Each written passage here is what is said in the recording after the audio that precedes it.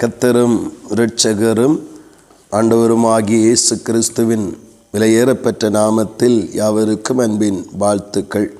தேவன் தாமே ஒவ்வொருவருடைய வாழ்விலும் நன்மையானவைகளை தந்து அதிசயமாய் நடத்துவாராக. இந்த நாளுக்குரிய தியான வசனம் நெகேமியா 13வது அதிகாரம் அதன் 31வது வசனம். என் தேவனே, எனக்கு நன்மையுண்டாக என்னை நினைத்தருளும் என்று ஒரு ஜெபத்தோடு அந்த அதிகாரத்தை முடிப்பதை காண முடிகிறது.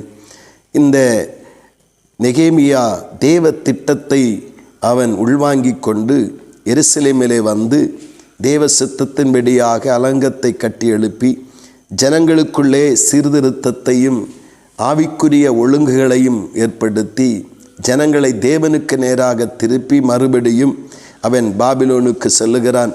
அங்கிருந்து திரும்பி வரும் பொழுது மறுபடியும் ஜனங்கள் தங்கள் தேவனை விட்டுவிட்டு அந்நிய காரியங்களுக்கு இடம் கொடுத்து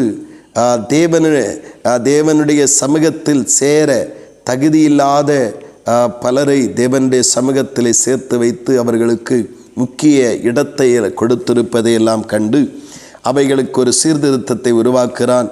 ஜனங்களை மறுபடியும் தேவனுக்கு நேராக திருப்பி கொண்டு வருகிறான்.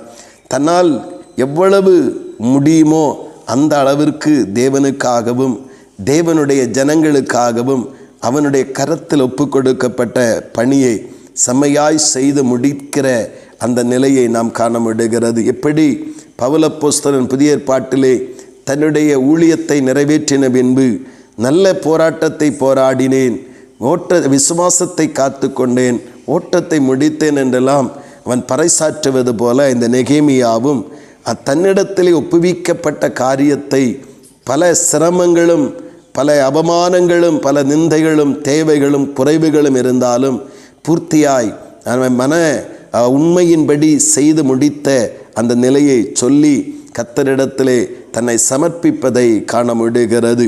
அதற்கேற்ற பலனையும் அதற்கேற்ற பதிலையும் கர்த்தர் தர வேண்டும் என்பதற்காக என் தேவனே, எனக்கு நன்மை உண்டாக என்னை நினைத்தருளும் என்று ஆண்டுடைய கரங்களில் சமர்ப்பிப்பதை காண முடிகிறது.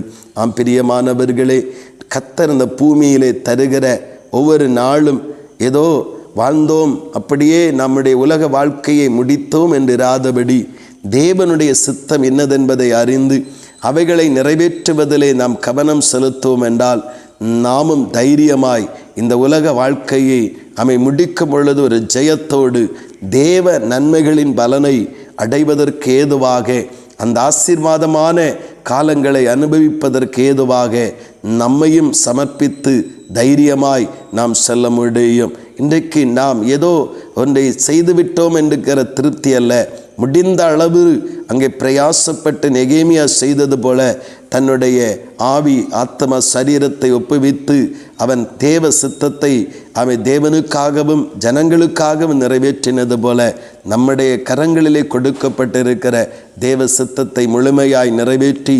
தேவராட்சியத்திற்கு பலன் சேர்ப்போம். அதற்கேற்ற பலனை, நம்முடைய கிரியைகளுக்கு ஏற்ற பலனை கர்த்தர் தந்து நம்மை மகிமைப்படுத்துவாராக. ஆமேன், ஆமேன். செபிப்போம். அன்பின் பரலோக பிதாவே, நல்ல இந்த காலை நேரத்திற்காக ஸ்தோத்திரம். ஆமேன். நெகேமியா தேவ திட்டத்தை உள்வாங்கி கொண்டு தன்னுடைய தேவனை மகிமைப்படுத்தவும் தேவனுடைய ஜனங்களுக்கு வேண்டிய கடமைகளை செய்யவும் எவ்வளவு முடியுமோ அந்த அளவிற்கு ஆண்டவரை தன்னை அர்ப்பணித்து தன்னை தாழ்த்தி தனக்கு அவமானங்கள் பல நெருக்கடிகள் பல தடைகள் வந்த பொழுதும் அதிலே சோர்ந்து விடாதபடி மன மடிவு உண்டாக்கும்படி ஜனங்கள் நடந்து கொண்ட போதும் மனமடிந்து போகாதபடி தன்னிடத்தில் ஒப்புவித்ததை நிறைவேற்றி ஜெயமாய் முடித்து என் தேவனே, எனக்கு நன்மையுண்டாக என்னை நினைத்தருளும் என்று சொல்லி உடைய கரத்திலே சமர்ப்பித்தது போல நாங்களும் எங்களிடத்தில் ஒப்புவிக்கப்பட்டிருக்கிற ஒவ்வொரு தேவ திட்டங்களையும் உள்வாங்கி கொண்டு அதை தேவனுடைய நாம மகிமைக்காகவும் தேவ ஜனங்களுடைய பிரயோஜனத்திற்காகவும் செலவிட்டு இந்த தைரியமாய் எங்கள் ஓட்டத்தை ஜெயமாய் முடிக்க நிறைவான பலனை கர்த்தரிடத்திலிருந்து பெற்றுக்கொள்ள கர்த்தர் எங்களுக்கும் அனுக்கிரகம் செய்யும். அப்படி நீங்கள் செய்கிறபடியாய் ஸ்தோத்திரம்.